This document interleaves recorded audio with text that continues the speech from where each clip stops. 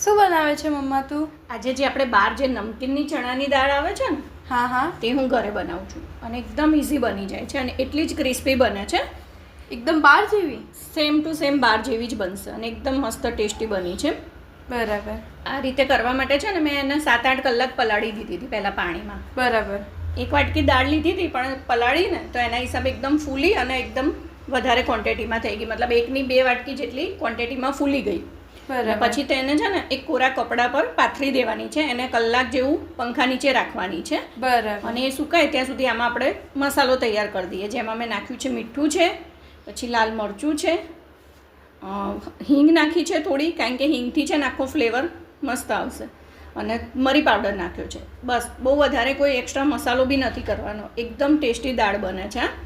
અને આની અંદર આપણે ટામેટાં, કાકડી, કંઈ પણ લીલા મરચાં એવી રીતે સમારીને બી ખાઈએ ને તો બી એકદમ ચણા ચાટ બની જાય છે. આ રીતે બધો મસાલો મિક્સ કરી દીધો છે. અડધી ચમચી આમચૂર પાવડર નાખ્યો છે.